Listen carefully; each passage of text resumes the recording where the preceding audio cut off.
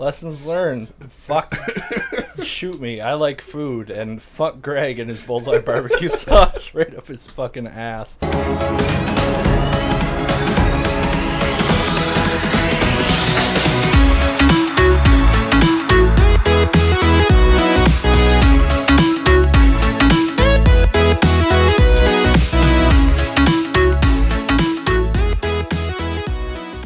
Hey guys, welcome back to the Words Are Hard show.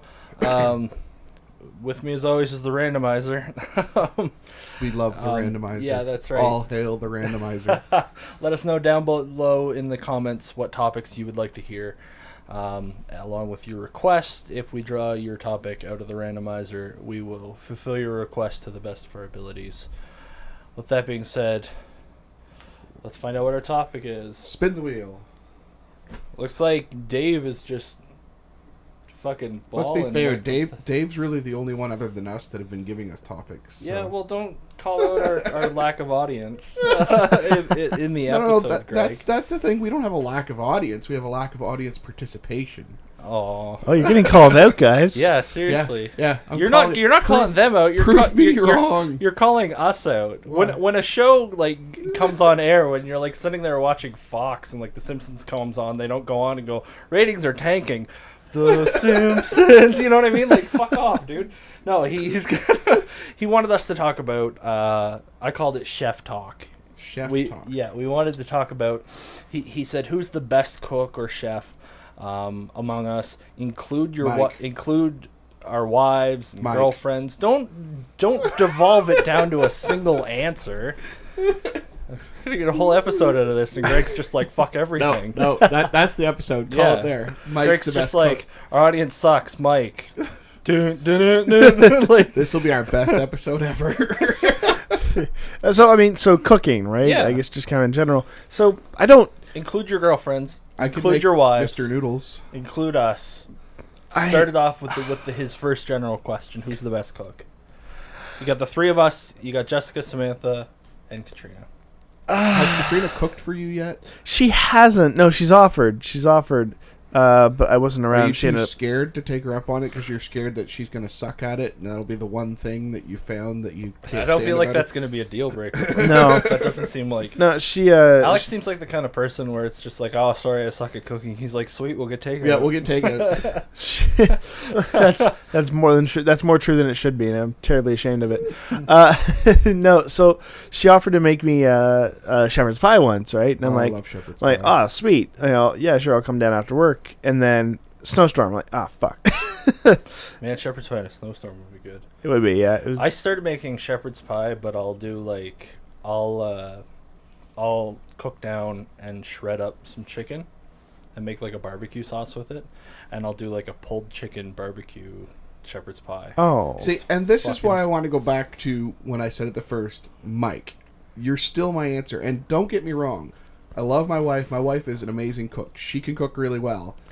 But she's not as obsessed with it as you are. That's fair. So, because you're so obsessed, you'll try and just make these random things. Okay, so... and that's the thing, is that when you got the steaks and stuff from your family's farm... Yeah. And Mike's like, okay, well, we'll barbecue them up. I ended up coming over a little bit early... And he's like throwing all this sauce and stuff, trying to make a marinade for these steaks. I'm like, what the fuck are you doing? He's like, oh, well, I'm making a marinade. It's gonna be great. I'm like, how do you have all this knowledge? You're just like you're tasting it. Oh, I think it needs this. I don't have that skill. See, that skill tree in my life is deactivated. When my wife watches this episode, I want her to understand. No, but this is where I'm going with it. She is a really good cook. Baby, please. And I like what she cooks. But the difference between her cooking and you cooking is my wife cooks and she's good at it, but she doesn't actually enjoy it. You know what I mean? No. And there's nothing wrong with that. Like, if you don't enjoy cooking, there's nothing wrong with that. But you genuinely enjoy it. So when you're cooking, you're enjoying the experience. You love the experience of cooking. And I don't know. The thing is like... when my mom already put a comment in at one point where we were talking Speaking of, hi Mike's mom. We were talking about greatest fears, and she was like, "I'm surprised you didn't bring up my cooking." So I saw that comment. I didn't want to call her out, but you're gonna call her out. Mom's cooking growing up was, I don't know if like, so when it came to stuff like meat, I always felt like maybe she was scared of undercooking it or something like that. So like, I fear the dried pork chop. Like you fear the dried pork chop, and my wife, her mom, same thing, right? Dried out pork chops, because they do dry out really easily if you overcook them. So we didn't touch pork for years after we moved out. Well, when we first moved out, my wife was a vegetarian, and then she came to her senses. Oh yeah. But like, it wasn't until probably about 2, maybe even 3 years ago that I ate pork chops again. I thought you were. I thought you weren't eating pork chops because you're Jewish. Yeah. No. That's a joke you told me. I'm like, I just ran with it for like 4 years. No, that was the excuse he used. Yeah, sometimes my jokes are just a little too dry, like those pork chops. But no, so we didn't touch them forever, and then one day we picked up these really nice, big, like thick cut pork chops, and I was like, you know what, I'm gonna treat these like fucking gold, and I was marinating them overnight, and then I made my own like barbecue sauce for them and like glazed them over while they were barbecuing, and I cooked them to the perfect temperature, and then when we took them off, I was just like, oh my god, pork is good. I like pork. So there's that. I just remember like my sister loving Mr. Noodles and stuff. So basically what happened was, when I was younger, is I was just like, I don't like the food that's being given to me, but I can't complain because people are fucking feeding me. You know what I mean? Like they're like, here, live. And I'm like, thanks. Here, that was their first mistake. Yeah. But I was like, all right, so if I'm going to be picky about like the food that I like, I better be the one making it. Do it yourself. And I think the first thing that I made was something with like, it was like chicken, and I made a lot of pasta. I like pasta though. But it's easy to make, and I was like 8, and I used like peas and mushroom soup and pasta and chicken and stuff, because I've made sort of like a casserole almost. Yeah. And then I tried to copy something my dad made, which was like pasta, sausage, and like peppers and onions and stuff like that. And then I started getting into making like chilies and stuff. So anyway, fast forward, like what happened was when I first left high school, before I met Samantha, my whole plan was I was just gonna straight up just pack up and move to like PEI or Halifax. Oh yeah, to avoid the zombie apocalypse. Yeah, no, to go. That's another episode. It's a whole episode. Actually, I gotta add that. No, because I wanted to go to culinary school. I think you would have done well. I think you would. Well, if you weren't in the tech industry, I think that's a backup. I think you technically still could if you really wanted. My problem is that the industry is way too competitive. Yeah. And you can just, unless you go where the jobs are, where the industry is, you know. And I like it here too much. After I met Samantha and stuff, I sort of wanted to keep in touch with family and stay more rooted. And then you met Alex and I, and now you never want to leave. This is a buddy I grew up with who went to PEI and went through the whole culinary school thing. The Holland College, the whole coloring school. The Holland College in PEI is one of the most amazing colleges. Yeah. And anyway, he ended up getting like an internship on Disney Cruise Lines, and I don't know what happened with that. What's a Disney Cruise Line? Like the cruise, like the 1-800 number, like it sits there and he's just like Disney Cruise Line. Yeah, no, I guess it's a competitive industry, so it is. Yeah, no. As far as my cooking's concerned, I can make like 2 things, like potato pancakes, which are like. Why does it not surprise me that it involves potatoes? Oh well, I decided that if I couldn't move away and get into the industry myself, that I'll keep it as a very sort of cherished hobby. Yeah. But it's a skill that I try to keep up.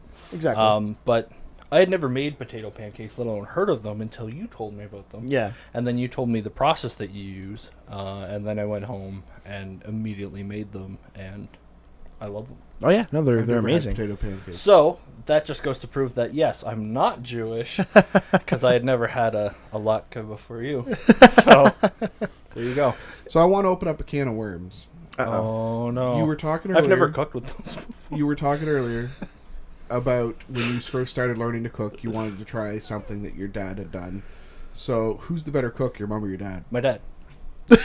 and they'll You didn't even hesitate. No, they know that. I'm sorry, Mike's mom. But the thing is, Dad's in the military. That's true. He was like, he wasn't always home, or he'd have to work late or something like that. So it was like, and plus his palate is just like the same. Rations are all right.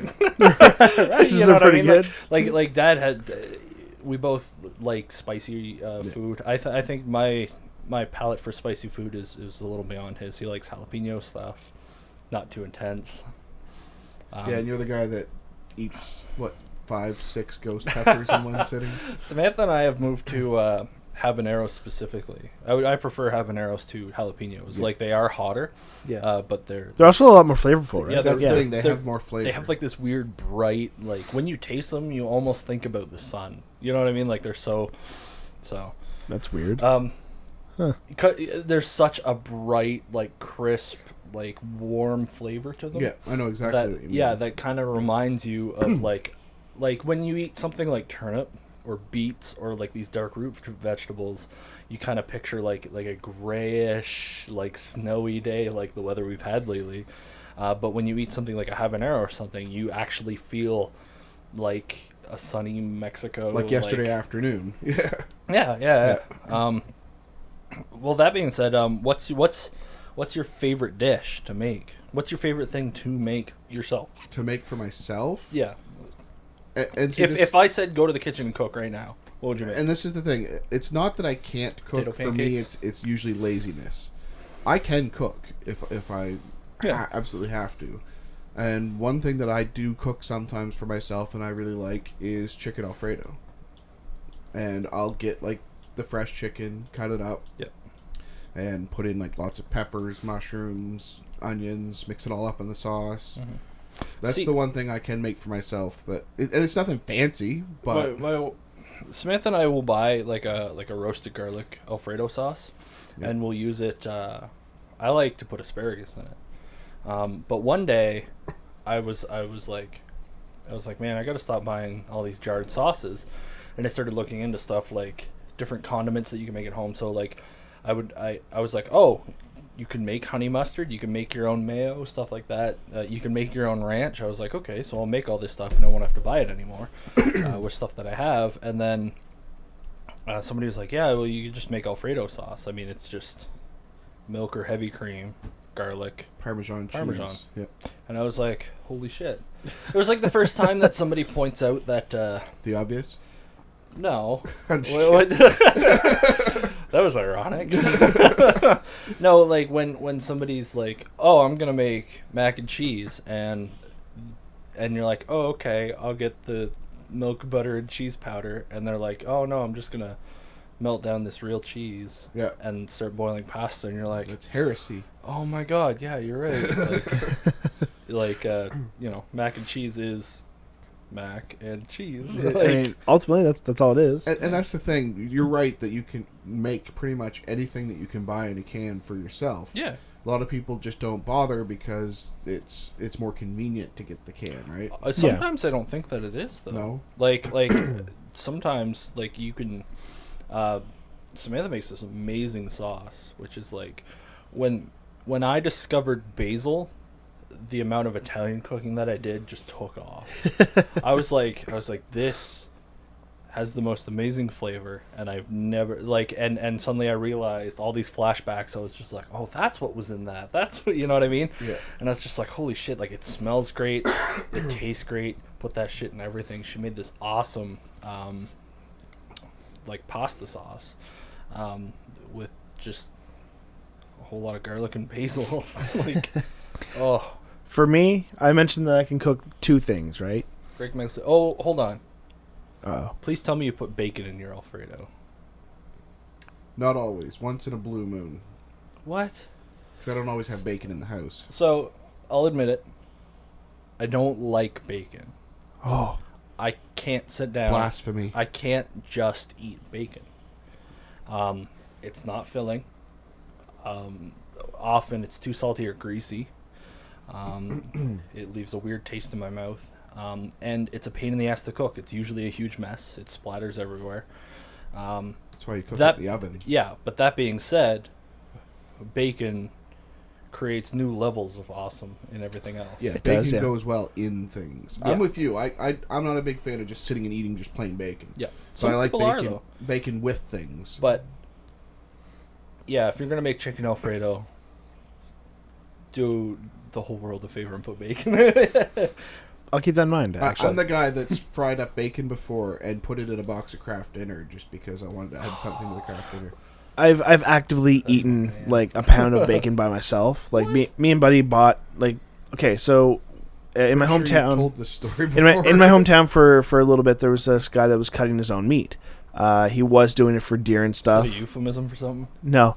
Okay. So he bought this shop out in the middle of nowhere for basically cutting up and doing his own deer and moose and stuff, and for his friends. And then he wanted to get into doing cows and stuff and selling it, but you can't do that if you're also cutting up wild game. Actual stuff, because there's health issues there and it's not regulated. Anyway, so he ended up going just straight to proper cows and chickens and stuff, and his meat was amazing. He had T-bones that Mike. His meat was amazing. Okay, you can make the joke. It's fine. So he had T-bone steaks that we ended up taking a bunch of them with us when we went on vacation to PEI, and I was cutting through the steak with a plastic spoon. It was that tender. It was juicy. It was amazing. Anyway, the guy had bacon too, and it didn't have as much fat on it, so. Anyway, he just made it somehow flavorful, and it was amazing. So we picked up 2 pounds of that, and we just ate it. If you're going to use bacon as an ingredient, you're going to pick the one with as much fat as possible. Yeah. Sure, yeah. And you're going to get all that fucking flavor out of it. Yeah. And if you're going to use it, on a sandwich or something, you're going to want the meatier stuff. Yeah. So what's your dish? So, yeah, the other thing, I guess, if I was out there, cooking, I make this...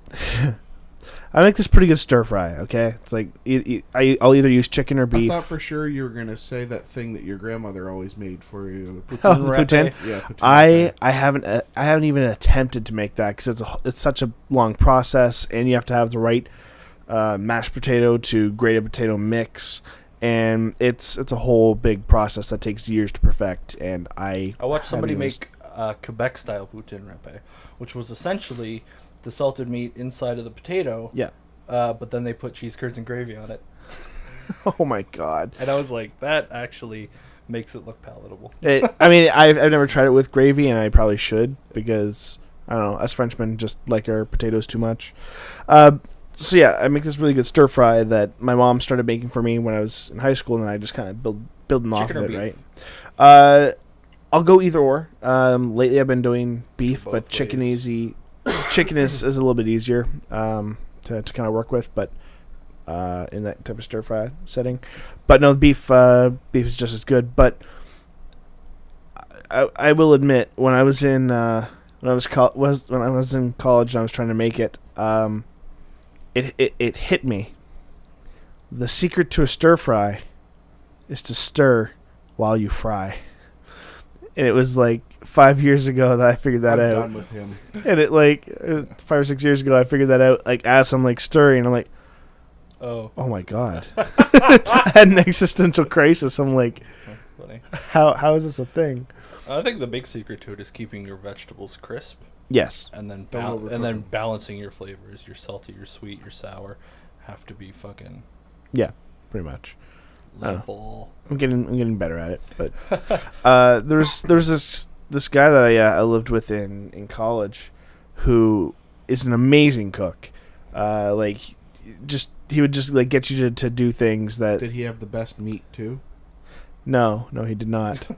No, he would just throw random ingredients into whatever he was making, and why are you doing that? He's like, because it's amazing. Try it. And I tried it, and fuck off! I think I know who you're talking about. Carry on. Do you guys have any cooking pet peeves? I've got some pet peeves. No, not at all. Other than the dishes afterwards, not really. Yeah, the dishwasher is the best thing. Well, that's the thing. When I'm cooking, I'm like, if I'm done with the dish, I'll normally start washing it. So while everything else is like kind of frying up, I wait till everything's done. I clean my area, but like a dish, yeah, fuck it. No, you mentioned it earlier. One of my biggest pet peeves is picking out meat and steak, and whenever you say what kind of a steak is a good cut of steak, everybody says T-bone. Sure. Because that's the cartoon picture. You know what I mean? Like that's the most common cut. I'm like, T-bone steaks are good, but I don't think they're the best at all. I like it depends on how you prepare it, though, right? You like what? Round steak. Like eye of round? What? That see that's like, there's not enough fat, I find, in that at all. I'm not a big fan of the fat. I like, well, I mean, you got to render that shit down. I like a good like ribeye. That's what you need. You need some real good fucking marbling in that shit. You got to salt the piss out of it to draw all that shit out. You got to get all that. Oh, sorry. Now I'm all hungry. I am all right. too. So one of my favorite things, just to wrap it up, online is there's a series called The Fat Prince. Andy Milonakis. I don't know if you guys. I know him. Yeah. He's that 40-year-old who looks like he's 12. Anyway, he has a series called The Fat Prince, where he likes to mix fancy ingredients with poor ingredients because it's hilarious and makes it's like caviar with mac and cheese. Yeah, so one of the things that he did is he got these Wagyu beef steaks, and if there's anything they're like the $100 million steak. It was like $300 a cut, and he brought in this chef. I forget her name. Oh, she's hilarious. I think it's Sunny something. Anyway, and had her hammer them out, bread them with shake and bake, and chicken fry them. So, have you guys ever taken an ingredient that most people would be like, the fuck are you doing, that's so expensive, and just did something just like completely indulgent yet shitty with it? I can't say in that way. Can't, really? No. Not with food, no. Oh, okay. So Samantha and I used to we'll make up sausage or like you said bacon or something like that, and you'll put it into craft dinner. I remember one time at our old apartment, we couldn't have a barbecue, so we had an electric grill. I went out and I picked up the best steaks that I could possibly pick up. I seasoned them perfectly. No sauce or anything. If you put barbecue sauce on your steaks, I don't need you in my life. What if you're barbecuing? What? What if you're barbecuing? Don't know. No. Okay. No. I'm gonna go home and I'm gonna make steak and I'm gonna put barbecue sauce. If you put barbecue sauce or like A1 sauce on your steaks, A1 sauce is for the devil. I mean, it tastes like goblin semen. If you put barbecue sauce on your steaks, you're essentially, I mean, if it's a nice cut, you're taking good beef and making dog food. I'm going to take pictures of it. I'm going to send it to you. That's fine. I'll show you never make you anything again. But I mean, the bottle. The fact that you don't even make your own barbecue sauce is like you snob. On the you inside. Fucking food snob. Yeah. This is what I'm talking just about. take my Kraft fucking barbecue sauce. No, bullseye. Thank you. Oh, fuck off. Okay, no, now you lost me. Oh my god. That's awful. At least Diana sauce. I just put ketchup on it. I like Diana sauce. I'll use the brown sugar Diana sauce for meatballs or something like that. Sure. Yeah.